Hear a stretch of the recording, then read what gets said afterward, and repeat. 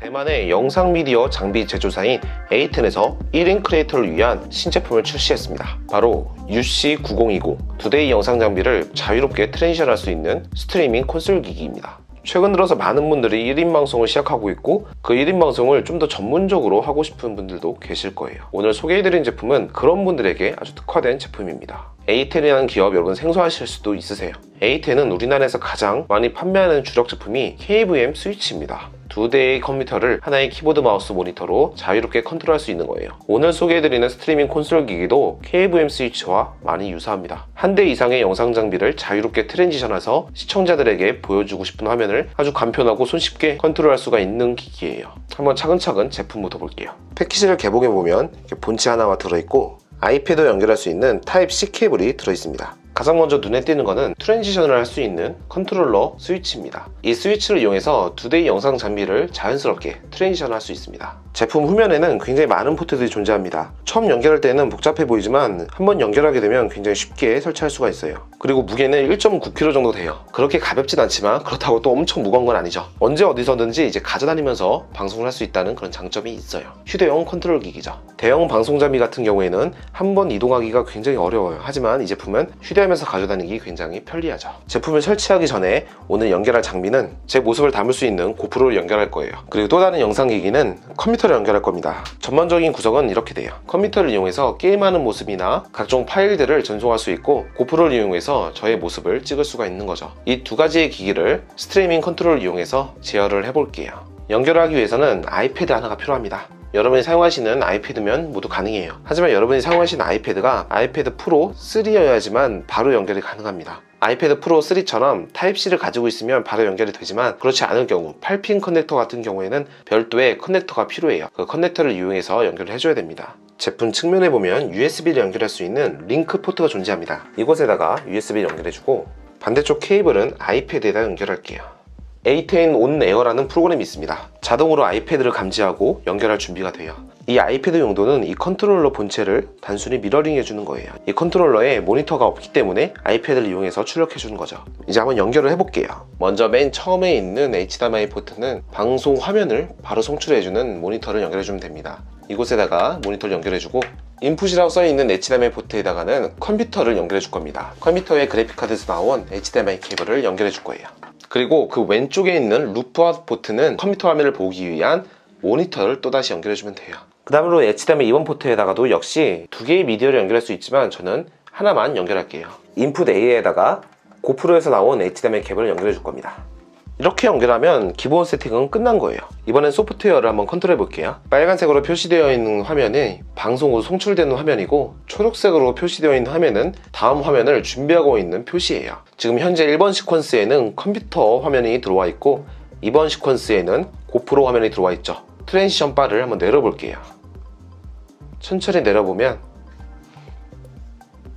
트랜지션이 되면서 고프로 화면이 송출되고 있죠. 지금 보이는 이 방송용 모니터링 모니터도 역시나 마찬가지로 트랜지션 바를 내리게 되면 자연스럽게 트랜지션이 됩니다. 다시 올리게 되면 컴퓨터 화면으로 자동으로 넘어가죠. 그리고 이 화면들은 모두 컨트롤이 가능해요. 현재 3번을 선택하고 편집을 해볼게요. 지금 이 화면만 보내기에 밋밋하니까 자막을 넣을 수 있습니다. 오른쪽 상단에 텍스트를 눌러서 원하는 문구를 삽입할 수 있습니다. 그리고 원하는 크기로 쉽게 조절할 수도 있어요. 텍스트 색깔도 역시나 마찬가지로 변경할 수도 있고요. 이렇게 화면을 준비했다면 다시 적용을 누르고 트랜지션 할 시간이 되면 다시 이 팁바를 내려서 방송 중입니다 라는 시퀀스를 띄울 수가 있어요. 이번에는 5번 시퀀스를 열어서 편집을 한번 해볼게요. 아래쪽에 보면 HDMI 1번, 2번 그리고 듀얼 뷰라고 있습니다. 이 듀얼 뷰는 HDMI 1번과 2번 그러니까 컴퓨터와 고프로 화면을 동시에 띄울 수가 있는 거예요. 지금 두 개의 화면을 좌우로 분리했지만 오른쪽 하단에는 이렇게 고프로를 띄울 수도 있고 뒤쪽 배경으로는 컴퓨터 화면을 띄울 수도 있죠. 그렇게 되면 이렇게 컴퓨터 하는 화면을 띄울 수도 있고 동시에 본인 얼굴도 송출할 수가 있는 거죠. 이 상태에서 역시나 마찬가지로 어플라이를 눌러주고 트랜지션을 하면 돼요. 그러면 이런 식으로 컴퓨터 화면을 송출하면서 동시에 본인 얼굴도 오른쪽 하단에 띄울 수가 있게 되죠. 자, 보통 이런 화면은 이제 게임 스트리머 분들이 많이 사용하시는 방식이죠. 게임을 하면서 동시에 본인 얼굴도 송출하는 방법, 많이들 사용하는 방법이죠.